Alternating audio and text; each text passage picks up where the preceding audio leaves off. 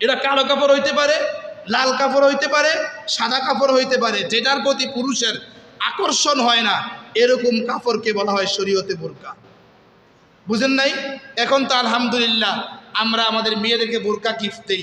যত টাইট হয় বোরকা, যত বুকগুলো স্পষ্ট বোঝা যায়, যত আমার মেয়ের শরীরটা স্পষ্ট যুবক দেখতে পারে, এরকম বোরকাগুলো আমরা উপহার দিই, কিনে দিই।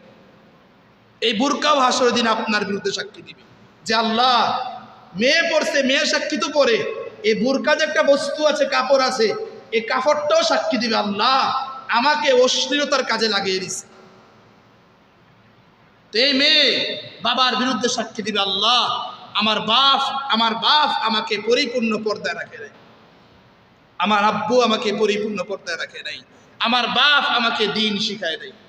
দ্বিতীয়ত, যদি কাহারও ঘরের মধ্যে বড় ভাই থাকে, এই বড় ভাইয়ের বিরুদ্ধে স্পষ্ট ওই বোন সাক্ষী দিবে যে আল্লাহ আমার ভাই বুঝছে,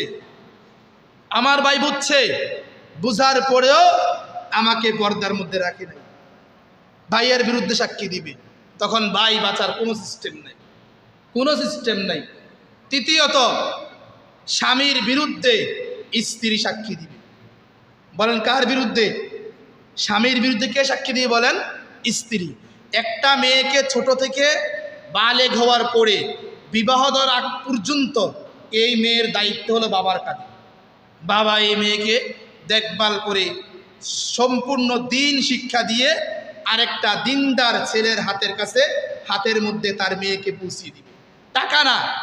হাদিসে রাসূল আকরাম সাল্লাল্লাহু আলাইহি সাল্লাম বলেছেন, যখন নাকি তোমরা কোনো ছেলেকে নির্বাচন করতে যাইবা তখন তোমরা ছেলের মধ্যে 4টা গুণ দেখবা, আবার যখন তোমরা কোনো মেয়ে নির্বাচন করতে যাইবা তখন মেয়ের মধ্যেও 4টা গুণ দেখবা।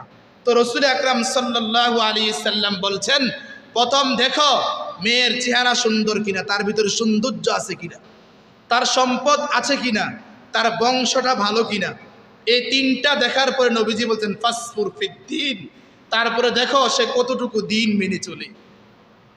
যদি দেখো তার চেহারা কুশ্রী, একেবারেই সে মেয়েটা কালো, তার সম্পদ নাই, ফকিন্নির মাইয়া, তার বংশের কোনো ধাস নাই, বংশের কোনো সম্মান নাই, এই 3টাকে বাদ দিয়ে যদি দেখো তার ভিতরে দিন আছে, নবীজি বলছে তাকে তুমি বিবাহ করো, তোমার সংসার সুখে হয়ে যাবে। আর এক হাদিসে রাসূল আকরাম সাল্লাল্লাহু আলাইহি সাল্লামের মেয়ের জামাই আলী কাররামাহুল্লাহ ওয়াজহাকে একজন সাহাবী প্রশ্ন করেছে, আলী, সবচেয়ে পৃথিবীতে সুখময় বস্তু কোনটা? বুঝেন নাই? আমরা তো মনে করি সুখময় বস্তু মানে 10 বছর